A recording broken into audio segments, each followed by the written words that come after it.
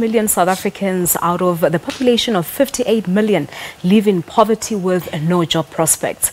There have been voices here in South Africa advocating for a banking service to help develop black communities with all challenges that's faced by startup companies. This is exactly what Rev Dillion did when he called on black communities to support an existing bank that was owned by a black person with a small capacity. Today, Carver Bank is the biggest community bank in the United States. Over the years, it's been able to invest in small business development as well as financing community projects. Rev Dillion is the founder and the CEO of the Christian Times that's based in New York, and he's here in South Africa to share with us some of the best practices with South Africans. Good morning to you, Reverend, and thank you so much for coming through. Well, you know, when I look at your shirt, I want to say Happy Heritage Day. I want to say Happy Heritage Day to you as well, and to certainly, you know, all my South African brothers and sisters. And as you talk about the Christian Times, in New York, I must say that last weekend we just announced a Christian Times South Africa. Really? Yes. Oh, that's great news. So how is it going to work?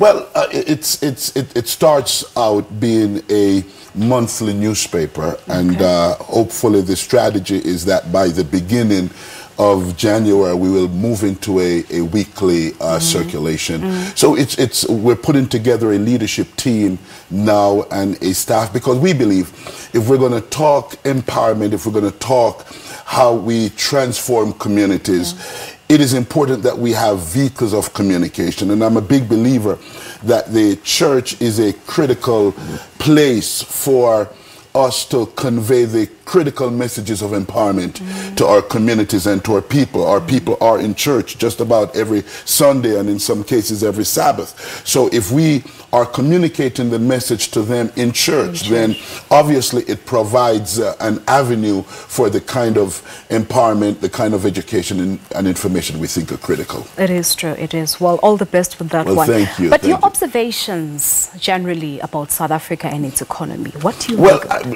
When we talk economy, obviously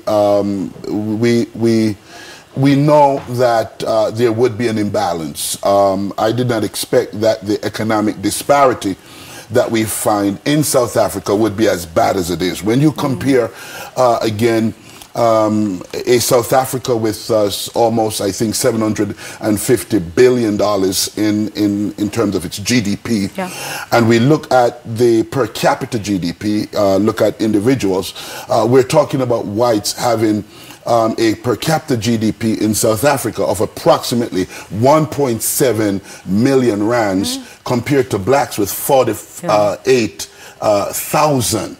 That's a huge gap. When we look at unemployment, black unemployment is at 39%, white unemployment is at about 7.2%.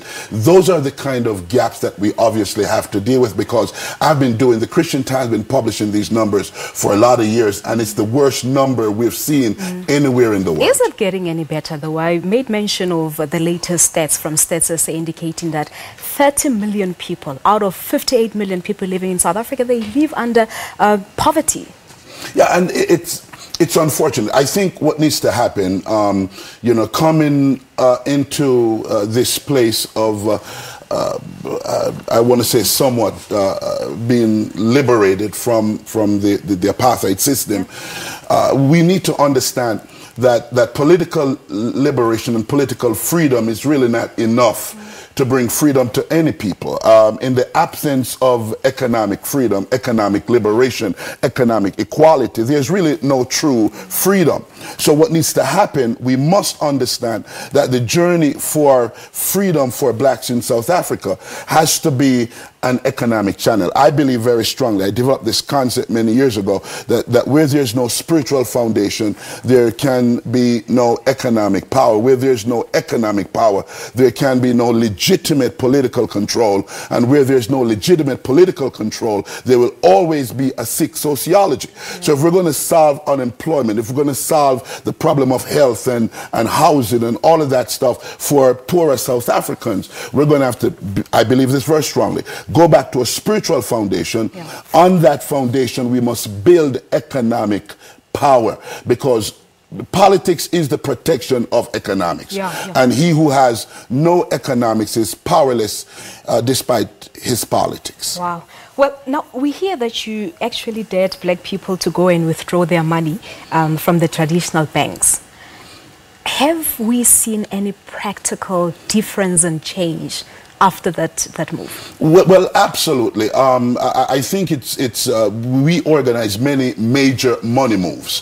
One of them, obviously, you're talking about is when we organize and say to blacks in the New York area of the United States that we must move our money from some of these mainstream banks that are not investing back in the community into a black-owned bank, and we chose Carver Bank in this particular case.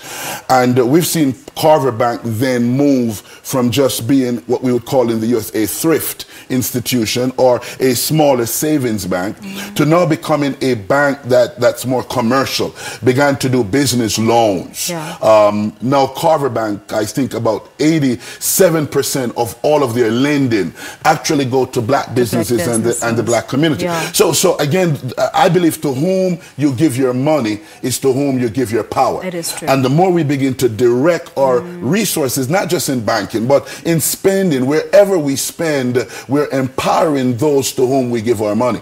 And that is the kind of dynamics that need to change in South Africa if we're going to bring about economic equality. Just a quick one, Reverend. You're here attending Global Summit.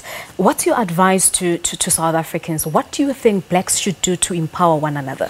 Well, and again, the Marketplace Summit organized by MCI and VUCA Africa and all the other great groups here in South Africa that have organized this have really laid out some very critical steps, and I've kind of helped them to develop some strategies. Number one, we're going to have to understand the power of money. Money makes money. We're going to have to buy less, save more. We're going to have to begin the dynamics of creating more businesses and begin to support those black-owned businesses within our own communities so that those businesses can now begin to employ from within. That's a critical process. We're going to have to understand the power of investing, that jobs doesn't make money and not even businesses make money. It is actually money eventually that makes money. So we got to rise to the level where we begin to let money work for us as opposed to us always working for money. Yeah. So these are just some key foundational steps. And the church, the church got to rise up and understand its power to create collective business initiative, to organize clergy groups and begin to leverage money, leverage our population, leverage our resources to bring answers and solutions to some of these things. Reverend, I wish we had the whole day to talk about all these important issues, but I believe the little that we spoke about will make a difference. Thank you so much for coming through. Well, bless you and God bless you, and again, happy heritage. Beautiful outfit, by the way. Thank you so much. Well, I'm flattered. Thank you so much, Reverend. Well, there you have it. That's Reverend Rev Dillion talking to us about how blacks can empower one another. Let's take a break here on Morning Live. When we come back, the focus is on Sesotho culture as we continue to celebrate our heritage. In fact, Reko Amba Sebenda. We will be back right after this.